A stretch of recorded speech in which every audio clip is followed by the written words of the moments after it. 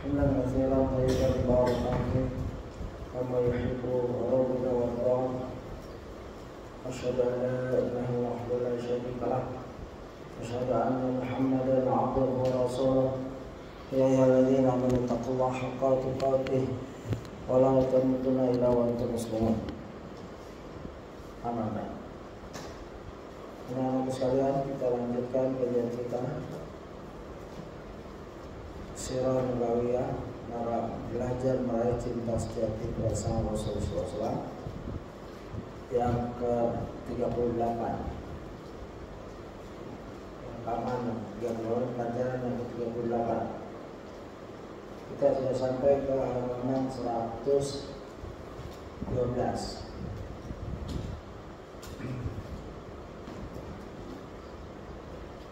112 nomor 28, minuman Rasulullah SAW.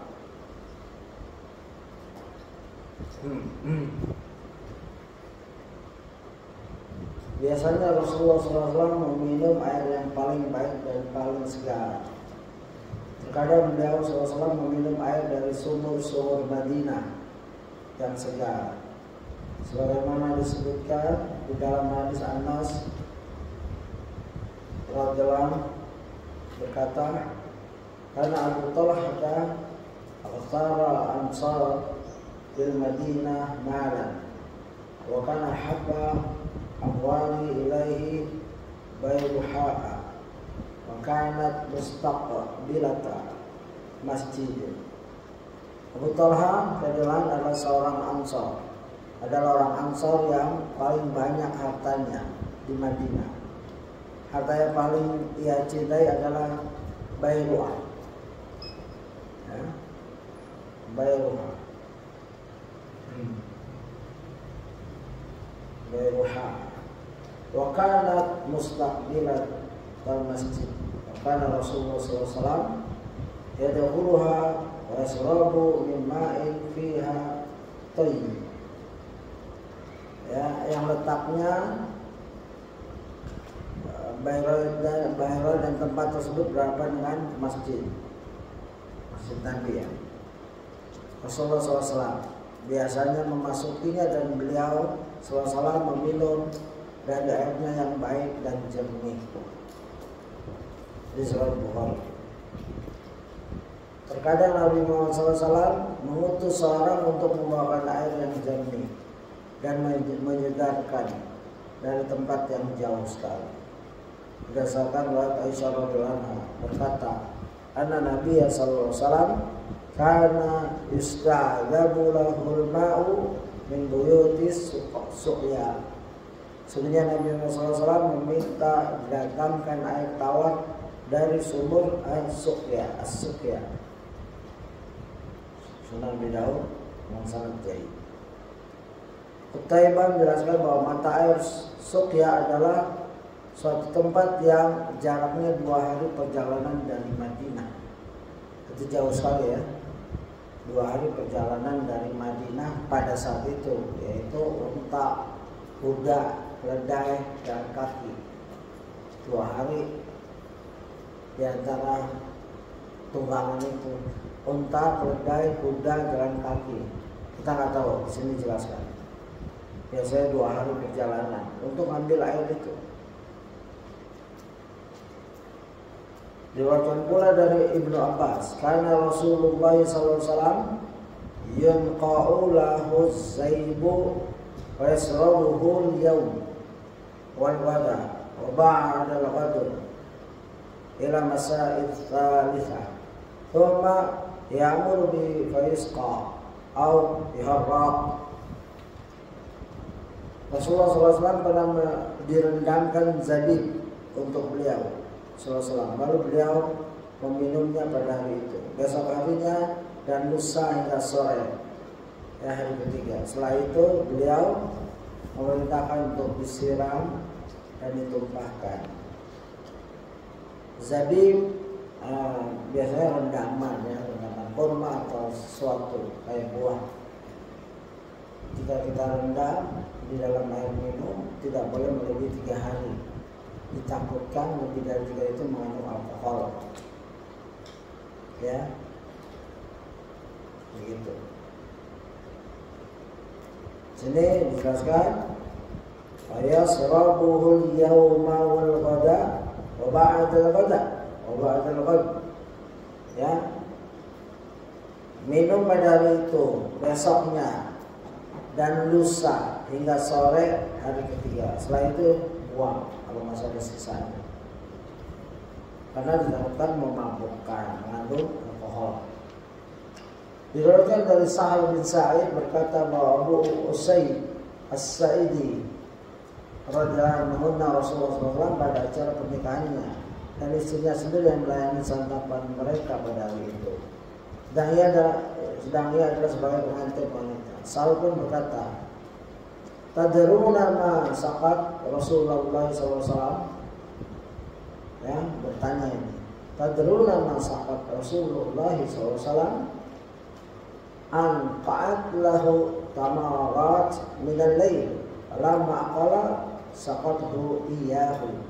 Apa kalian tahu wanita itu berminum apa kepada Rasulullah SAW? Dia telah merendam beberapa kurma sejak tadi malam. Ketika Nabi Muhammad SAW selesai makan, maka wanita tersebut memberikan minuman itu kepada beliau. Ya. Jadi kalau baru semalam, kalau malam boleh.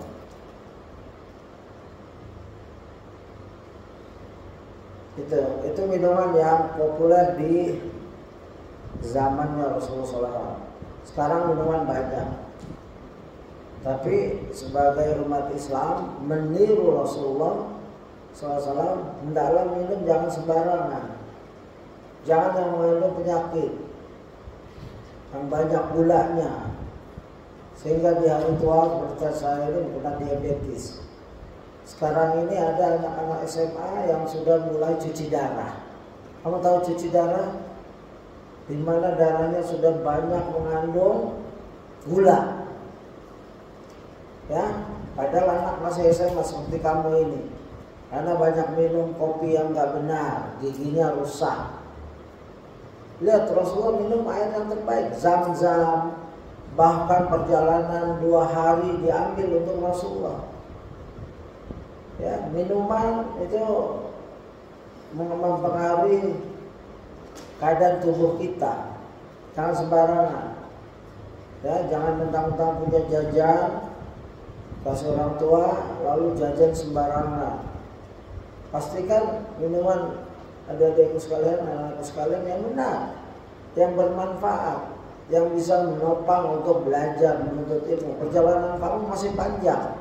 Kalau sudah penyakitan, nanti menuntut ilmu lemah. Ya, pastikan minum air yang sehat. Kalau harus ngopi, jangan pakai gula terlalu banyak. Jangan kopi saset dibilang itu sampah dari Mongol, jagung dan lain-lain. Kopi itu yang mahal sedikit nggak apa-apa, yang pahit nggak pakai gula. Kalau sekali-sekali ingin yang manis ya nggak apa-apa juga, tapi yang sehat. Jus buah silakan bikin sendiri, jangan selalu beli. Jangan olahraga terus minum minuman yang buruk. Olahraga sehat, tapi begitu istirahat minum es campur minuman yang buruk yang merusak ginjal. Ya, dari itu anak-anakku sekalian, banyak anak-anak muda sekarang yang sudah terkena diabetes, gagal ginjal, ginjalnya diangkat, cuci darah. Diabetes itu pankreas mengeluarkan insulin untuk menetralisir gula. Ya, nah, saya baru tes gula saya baru tes, karena saya orang tua dan 60-an, wajar sudah makan gula berapa pabrik, kan? Kumpulin wajar kena gula. Bukan wajar juga, ada yang sehat seperti saya ini, ada yang masih sehat. Jadi saya termasuk yang tidak paham. Nah, ada harus paham. Sekarang banyak petunjuk yang bagus. Jadi konsultasi ke dokter, tanya orang tua, jangan walaupun dikasih jajan sama orang tua dihabiskan. Ya, sayangi kesehatan kamu untuk ibadah, untuk ilmu. Biasanya kalau sudah kena diabetes cepat ngantuk, mata sudah nggak bisa melihat. Kalau ciri-ciri seorang kena diabetes cepat lelah, mata agak rabun, ya nggak bisa konsentrasi, susah tidur, lemas terus, ya. Bahkan kalau yang belum punya anak nggak bisa punya anak, ya, karena dia pengaruh kemana-mana itu. Penyakit diabetes dari minuman kebanyakan seperti Coca-Cola atau sejenisnya itu membahayakan, ya. Nah ini minuman Rasulullah. Betapa indahnya contohnya ini. Kita nggak harus cari air yang dua malam perjalanan, ya. Kita air sebelah rumah kita, yang mineral yang sehat. Dan akidah seseorang merusak cara hidupnya. Coba kalau seseorang beragama Hindu di India, dia minum air sungai Gangga. Kamu tahu sungai Gangga? Mayat kalau habis dibakar belum sempurna jadi abu sudah didorong. Kadang-kadang ada mayat kampung. Mereka minum gini.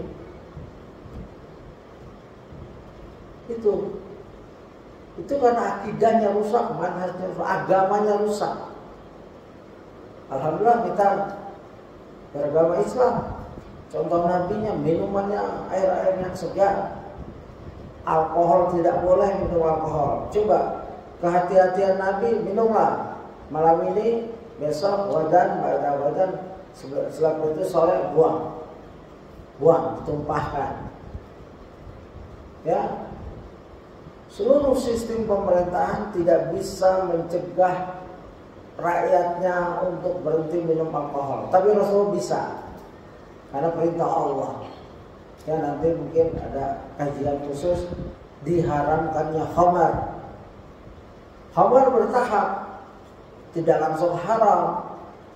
Ya sempat ada dalam kisah-kisah Hamzah sering mabuk pamannya Nabi, sehingga dalam kisah ada pernah menyembelih unta. Padahal unta itu akan dijadikan mahar Ali radhiyallahu, yang ditebas, bagi-bagi dagingnya. Setelah ditegur, Hamzah nantang, oh dia lagi mabuk. Lama-lama, ya, tidak boleh minum khamar dalam keadaan sholat. Selain sholat boleh. Lama-lama tidak boleh minum khamar. Begitu ada perintah dilarang meminum khamar, sahabat langsung menumpahkan khamar-khamar itu di jalan-jalan tuh. Ya, gitu.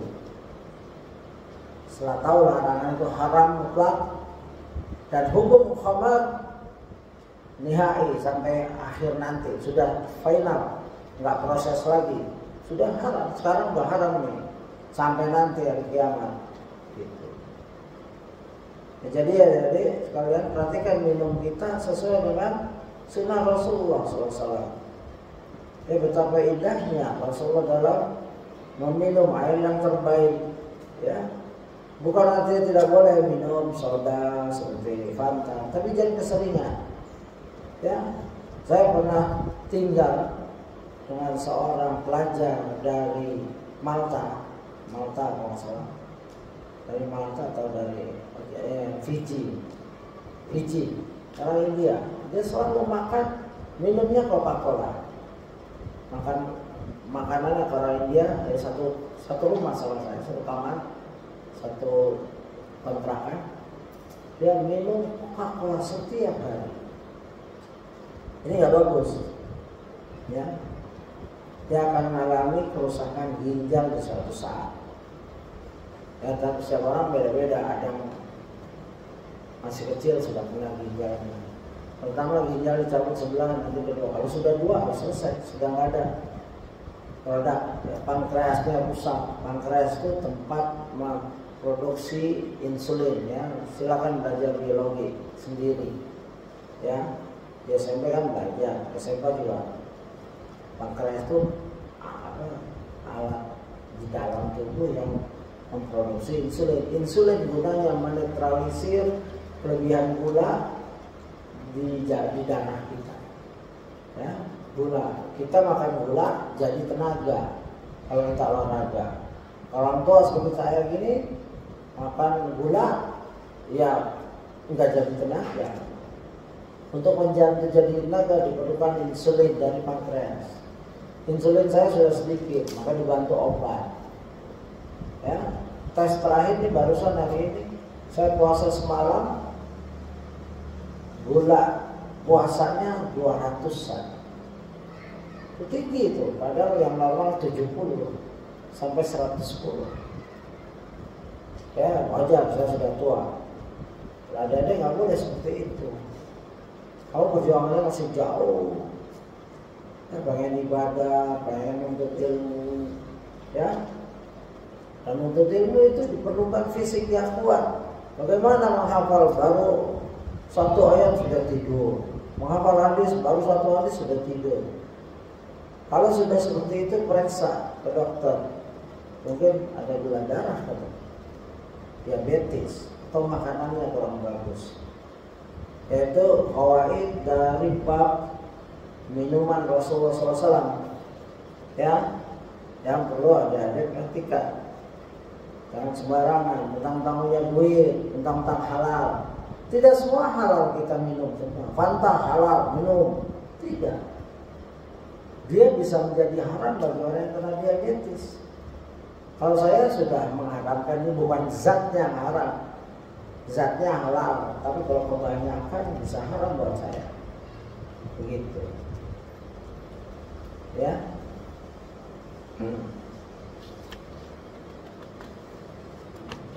Terutama gula. Bahkan ada seorang ustaz menyatakan lebih bahaya gula daripada mecin. Tahu nggak mecin? MSG gitu katanya. Ya dua-duanya. Ya, saya setuju itu. Karena nggak ada orang. Ya, kalau mungkin ada juga yang bilang MSG, mecin bisa bahaya untuk persediaan. Ada seorang sahabat, seorang Cina masuk Islam. Kalau dia makan mecin langsung dengkulnya ini lemes. Mungkin sudah kebanyakan dia. Tiap hari makan harus ada kecap. Kecap itu isinya mecin, ya, gula, mecin dan lain-lain. Artinya bukan artinya lebih baik makan mecin, bukan gitu. Ya mecin juga kira-kira juga. Semua yang artificial food itu buatan kimiawi, bukan asli. Hati-hati, semua artificial, pewarna, perasa, ya, terus pengawet. Ini hati-hati. Kita di Indonesia, alhamdulillah Allah berikan negara ini kesuburan, tanah yang subur, makanan yang fresh banyak. Tidak ada 4 musim, yaitu musim salju yang seorang harus menyimpan makanan di freezer. Minuman, air banyak, ya. Kita harus bersyukur. Jangan kita rusak. Sayur-sayuran mudah sekali, ya. Begitu.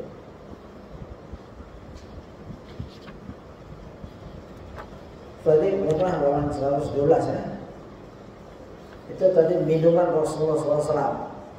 Kita masuk kepada sifat minuman Rasulullah SAW. Nomor 29-nya.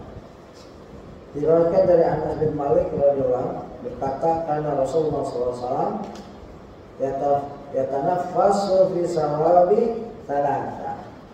Rasulullah SAW ketika minum beliau bernafas sebanyak 3 kali. Paham maksudnya ini? Minum ya, bismillah. Alhamdulillah. Contohkan oleh Syekh Walid Nasr. Bismillah. Alhamdulillah. Bismillah, alhamdulillah. Gitu. Bukan minum untuk dulu habis, alhamdulillah. Bukan begitu. Minum 3 kali. Alhamdulillah. Bismillah. Alhamdulillah. Itu maksudnya bernafas. Yatanaffasu fi syarabi thalatha. Wa yaqul innahu ara wa abra'u wa amra'u. Qala Anas fa'ana atanafasu fi syarabi thalatha. Ya, Rasulullah SAW ketika minum beliau bernafas sebanyak 3 kali.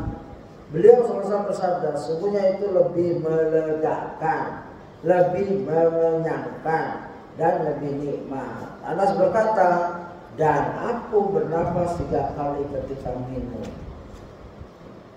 Anas ini paling banyak hadis-hadis yang mengatakan dan aku. Aku melihat Rasulullah ngambil makanan, disediakan makanan, ada daging, ada kuah, ada roti, ada labu. Maka aku lihat Rasulullah makan labu terus. Sejak itu aku senang, ya.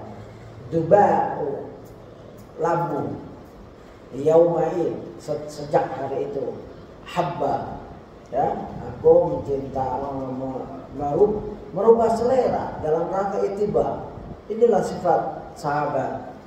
Dan beliau setelah tak melihat Rasulullah memperhatikan minumnya, makanya kalau antum mulazamah daurah dengan masyayikh, jangan pakai pelajaran yang di buku. Begitu syekh duduk, mungkin sekali-sekali duduk sama antum, ya, atau liqamatuh, ya, pertemuan terbuka, tanya jawab, lihat tingkah lakunya, bagaimana beliau minum, para syekh, bagaimana mereka makan. Itu gunanya daurah. Ya, mudah-mudahan suatu saat, ya, anak-anakku sekarang diundang daurah masyayikh.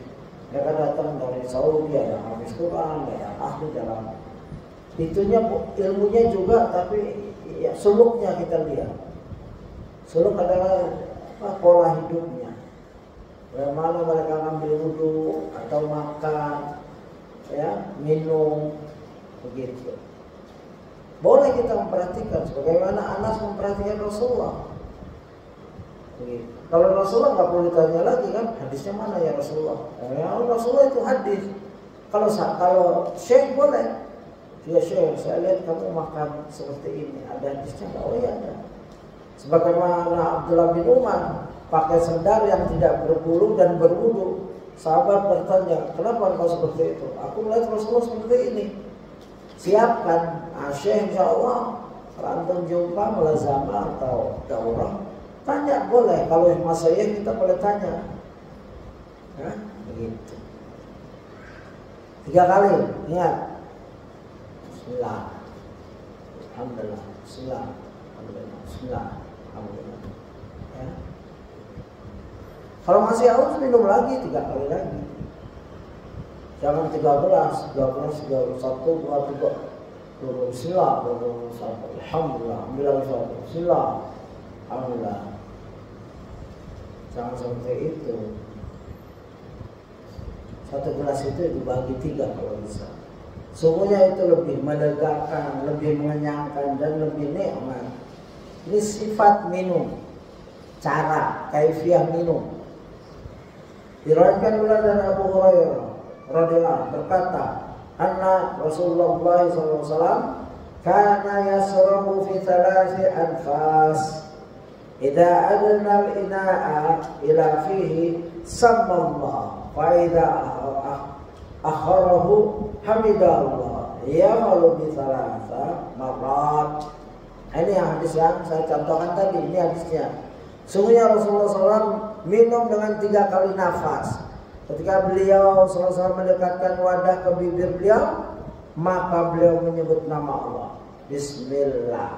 Ya, sebelum baru dekat nih, Bismillah. Ya, maka beliau SAW menyebut nama Allah dan mengakhirinya dengan memuji Allah Jalla Jalaluhu. Alhamdulillah. Beliau melakukannya sebanyak 3 kali. Bismillah. Alhamdulillah. Bismillah. Alhamdulillah. Detail, rinci, sampai minum berapa kali, nafasnya rinci. Ajaran Islam itu seperti itu. Dan ini suatu kekayaan, ya, suatu kekayaan umat Islam. Rasulnya meninggalkan ajaran dan banyak manusia yang disebut Muslim tidak tahu, kan aneh. Lalu hadis-hadis ini untuk siapa kalau bukan untuk kita? Untuk orang Kristen baca ini terus ngamalin, dia nggak percaya Nabi Muhammad SAW, dia membencinya bahkan mengutuknya. mencacinya. Untuk Yahudi yang ingin membunuhnya, Rasulullah SAW waktu itu mau dibunuh orang Yahudi. Ini hadis-hadis untuk kita, untuk umatnya yang mencintainya, begitu ya. Kalau lupa istighfar, tadi minum terlalu aus minum olahraga, langsung saja yang apa. Kalau lupa istighfar ya, kita diangkat kolam kalau kita lupa. Asal istighfar, taubat, tidak boleh begitu lagi. Nabi Muhammad SAW minum dalam keadaan duduk, dan beliau SAW melarang minum dalam keadaan berdiri, sebagaimana diriwayatkan dari Anas radhiyallahu dari Nabi Muhammad SAW.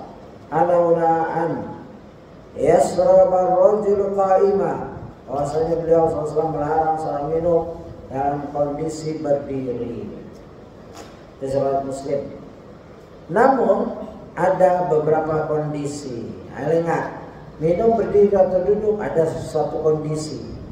Nabi Muhammad SAW pernah minum dalam kondisi berdiri, sebagaimana diriwayatkan dari An-Nazal bin Sabbara berkata, Ana Ali radhiyallahu anhu ala babi rahaba syariba qa'ima wa qala inna nasan yaqrahu ahaduhum ayyasraba wa huwa qa'imun wa in ra'aytu Nabi sallallahu alaihi wasallam fa'ala kama ra'aytumuni fa'altu.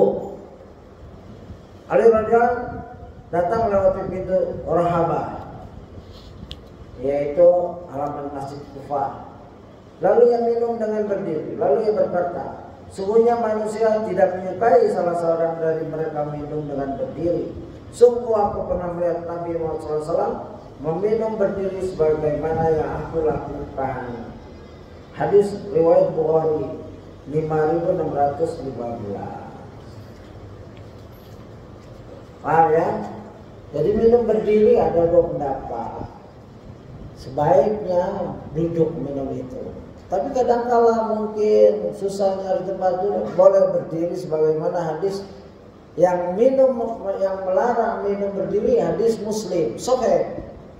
Tapi ada kondisi lain, kondisional, di mana hadis Ali radhiyallahu bolehnya minum berdiri, hadis Bukhari. Dua-duanya sahih. Bagaimana menggabungkannya? Kok di sini dilarang, di sini boleh? Digabungkannya jika mampu duduk-duduk. Ya. Tapi jika tidak bisa duduk, mungkin terburu-buru, ya tetap 3 kali minum gitu, 3 kali nafas. Bismillah. Diri boleh. Ya, tapi hendaknya yang dikuatkan yang minum duduk lebih beradab. Ya mungkin ada nilai-nilai kesehatan yang wallahu a'lam. Ada mungkin orang sudah dokter-dokter Muslim telah menyelidiki manfaat minum berdiri minum duduk dibanding minum berdiri. Ya, jalannya air terus dan lain-lain ada. Nah, itu bonus. Ya, boleh ambil faedah itu. Tapi yang jelas Ali di sini hadisnya sahih Bukhari nomor 5615. Silakan diselidiki takhrijnya kalau yang mampu, dan menyelidiki juga ya, hadis Muslim nomor 2024. Silakan diselidiki takhrijnya dan mana yang dikuatkan. Adakah yang melemahkan hadis-hadis tersebut? Begitu. Jadi dalam bab makan dan minum, Islam melalui Rasulnya, ya Allah melalui Rasulnya Nabi Muhammad SAW telah mengajarkannya dengan sempurna agar kita terhindar dari mara bahaya perut kita, ya, dari makan makanan yang haram, makan makanan yang membahayakan. Biasanya yang Allah haramkan pasti membahayakannya, baik jangka dekat atau jangka lama. Orang-orang di Australia ada satu bapak-bapak di YWS itu di Australia, di New South Wales, ya, saya dengan Sobrahman Malayalam suka belanja. Kalau belanja ada orang kakek-kakek, itu baunya dari jarak sini sudah bau karena badannya sudah matang, nggak pernah mandi. Dia bekas orang kaya, lalu dibangkrut perusahaannya atau apa, ditinggalkan oleh keluarganya, nggak ada ngurus, seperti gelandangan. Itu baunya itu karena tidak mandi dan badannya itu matang oleh alkohol. Orang yang minum alkohol hari-hari, ya, badannya itu seperti matang, udah matang, dalamnya udah hancur, ya, begitu. Hati-hati. Biasanya kalau uangnya haram, larinya ke haram. Orang-orang yang ahli judi, korupsi dan lain-lain, ya, dapatnya haram, dia larinya haram. Banyak itu. Ada teman kecil saya sudah meninggal, ya, kerjanya gak benar, baru kerja di pemerintahan berapa bulan sudah punya rumah, berapa tahun sudah punya perusahaan miliaran dan lain-lain. Matinya itu perutnya busuk karena banyak makan haram, minum haram, ya, dan dia dari keluarga yang peminum. Begitu. Inilah faedah dari mengikut sunnah, menyelamatkan kita dunia akhirat, fisik dan rohani. Dengan mempelajari selayang pandang sifat Rasulullah, kita terjaga juga sifat kita agar tidak ada sifat buruk di dalam diri kita. Maka kita baca selayang pandang sifat Rasulullah. Dalam menjaga sifat fisik kita, ya, kita membaca selayang pandang sifat fisik Rasulullah. Makannya, cara tidur, minumnya, doa-doanya, begitu nikmat jadi orang Islam. Mereka orang Australia atau orang Barat, Eropa, sombong sekali dengan kebersihan, sangat-sangat bersih. Tapi yang memperkenalkan kebersihan itu umat Islam. Raja-raja mereka dulu gak pernah mandi, gak pernah cebok. Ya, zaman-zaman Eropa itu buang air gak pernah membersihkan dirinya sampai bau sekali. Itu tercatat di sejarah-sejarah. Islamlah yang memperkenalkan mereka kebersihan, ya, gitu. Dan Islam umatnya bersih fisik dan rohaninya. Rohaninya bersih, ya, coba baca kitab Thaharah, ya, secara hisiah, maknawiyah, ya, bersih dari kesyirikan, akidahnya, dari bid'ah, ya. Kalau keadaan benarnya, isiannya bersih dari najis, ya, dengan wudu, mandi janabah, ya, mandi junub dan lain-lain. Itulah Islam yang kita berada di dalamnya. Maka bersyukur, agama yang lengkap dari segala segi, tidak ada celah satu, ya, celah pun untuk dikritisi. Kalau yang ada, ya, diantara juga makanan, kita pernah bahas makanan. Makanan, hati-hati, sekarang ini di Indonesia ada namanya bekicot. Bekicot itu haram apa halal? Coba saya menjawab. Pernah makan bekicot? Siapa yang pernah makan bekicot? Tahu nggak bekicot? Kiong racun. Kalau saya Jakarta pernah kiong racun yang darat. Ya, ada dua pendapat. Ada yang menyatakan, ya, saya kutip-kutip dari tulisan beberapa ustadz di sini. Ada bekicot darat, ada yang bekicot air. Yang air itu halal. Kalau yang darat, ulama menguatkan keharamannya, walaupun ada yang menghalalkan. Karena apa? Karena kalau yang darat, bagaimana menyembelihnya dan menjijikan. Itu hewan yang menjijikan. Tapi ada yang bilang menyembelihnya, ya, dengan direndamnya, ya, direbus, itu menyembelihnya. Binatang darat seperti belalang bilang binatang darat. Tapi bagaimana menyembelih? Kok halal?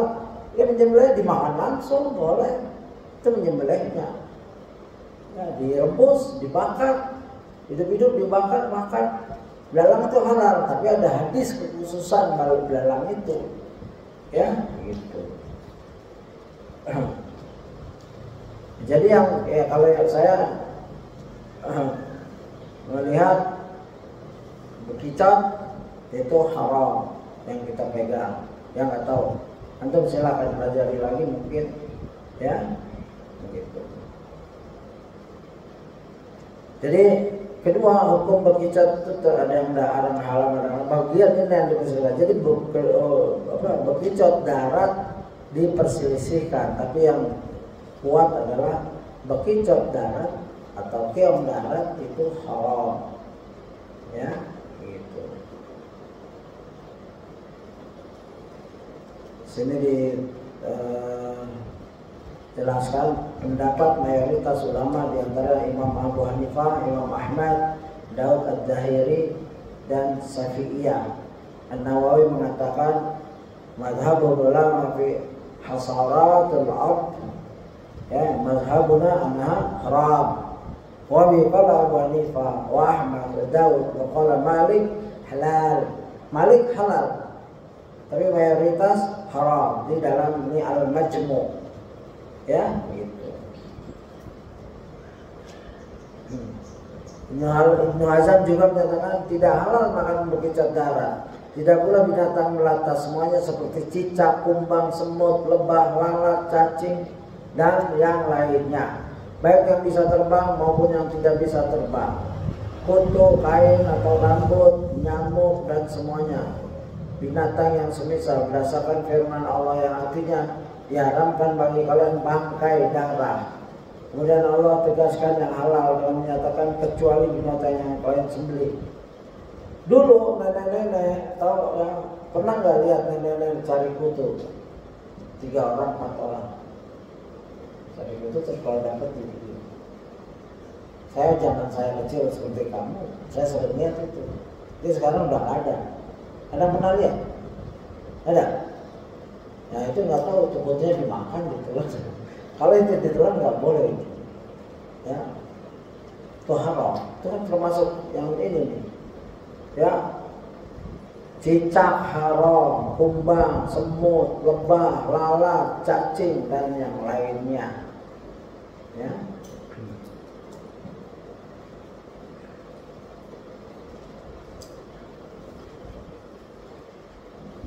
Wallahu a'lam.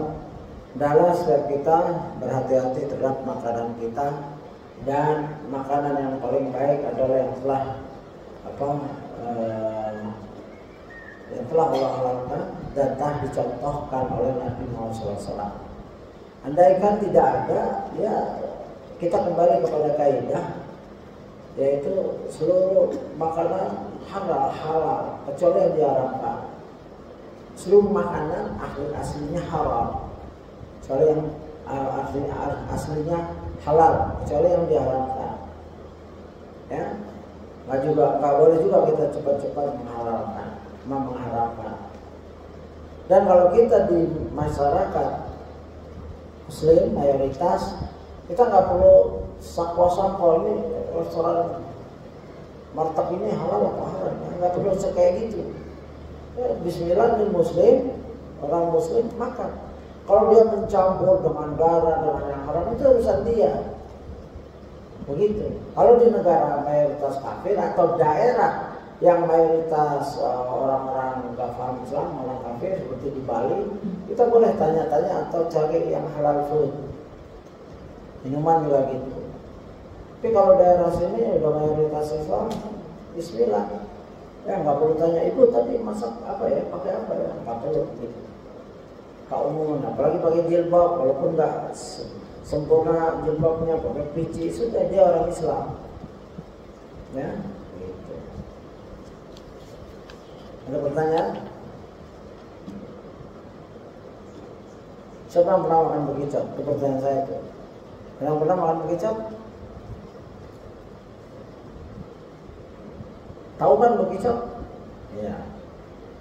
Terus apa yang kamu pikir-pikir makanan ini haram apa halal? Saya nggak tahu, tapi saya pernah makan. Ada nggak di antara Ada pernah makan tapi nggak tahu hukumnya. Kepiting halal nggak kepiting? Halal. Halal kan? Kepiting. Siapa yang bilang halal? Coba angkat tangan. Yang bilang haram ada nggak?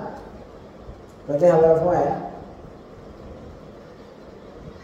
Kenapa kepiting halal? Ayo.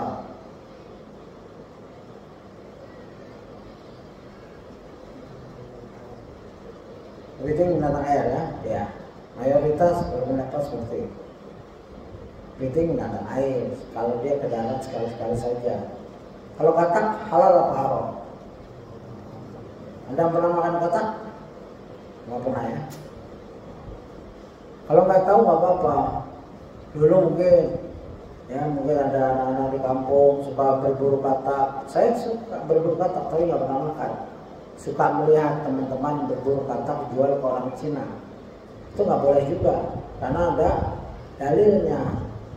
Ya, katak itu haram dibunuh. Ya, itu saja hafal dalilnya. Itu ada hadisnya, haram dibunuh. Ya, membunuh, menembak, terus kita jual itu haram. Apa yang haram dimakan, haram dijual. Apa yang haram dibunuh, haram dijual. Gitu.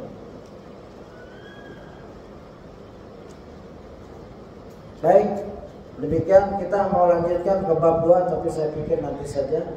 Ya, kita sampai sini saja kajian kita sampai nanti di video selanjutnya mungkin ke video ke-39 atau 38, yaitu meraih bab 2, meraih kejayaan Islam dengan sirah nabawi, sirah Nabi. Ini bagus sekali ya. Ini tentang faidah dari sirah, meraih kejayaan Islam dengan sirah Nabi. Kondisi umat Islam saat ini ya, nanti faktor-faktor yang dapat membangun dan merealisasikan kejayaan umat Islam ya, ini banyak pelajaran di sini ya, seberapa kuatkah keyakinan kita akan kemenangan yang Allah janjikan ya. Dengan kita belajar Islam, kita jadi nggak minder. Islam pernah menguasai hampir seluruh bumi ya, secara fisik menguasai, dan sekarang masih terbesar kedua dari agama Kristen ya. Dan negara-negara Islam alhamdulillah Allah suburkan tanahnya. Indonesia hampir punya semua barang yang diperlukan di muka bumi ini ada di Indonesia, walaupun pengelolaannya masih banyak kekurangan ya, penguasaannya belum adil atau apa ya. Itu kita sabar karena kita imannya kayak gini, maka kita ada pemimpin yang seperti itu. Kalau kita perbaiki keimanan rakyat ini, beriman ya, mengamalkan Islam, insya Allah kita diberi pimpinan yang mencintai kita mencintai mereka, begitu ya. Dan saya sering ngomong, walaupun negara Islam Indonesia ini makmur, kaya, tapi kalau rakyat yang miskin saja pada bermaksiat. Masih banyak yang syirik, masih banyak yang berbuat bid'ah, menghina agama, menghina Allah, menghina Nabi Muhammad SAW. Ya, apalagi kaya. Begitu. Kita berhusnuzon kepada Allah. Allah Maha tahu tentang hambanya. Ya, begitu. Dan sejarah yang kita baca ini akan membaca yang banyak. Sudahkah kita berperan dalam menjayakan umat Islam? Ya itu. Ini kajian-kajian bagus sekali ke depannya. Ya, insya Allah kita bisa bersama untuk membacanya, diberi Allah panjang usia dan kesehatan. Ya, sehingga setiap kita dapat menikmati hasil karya seorang ustaz, susunannya ya, dari kitab-kitab besar. Beliau sudah mencurahkan waktu, tenaga, ilmu ya, untuk menulis kitab ini yang kita diberi izin untuk membacakannya. Demikian, saya mohon maaf tidak ada kesalahan. Dan dalam pelajaran ini kita lestarikan dan diamalkan dalam kehidupan kita sehari-hari. Ya subhanallah wa bihamdika asyhadu an la ilaha illa anta astaghfiruka wa atubu ilaik. Assalamualaikum warahmatullahi wabarakatuh.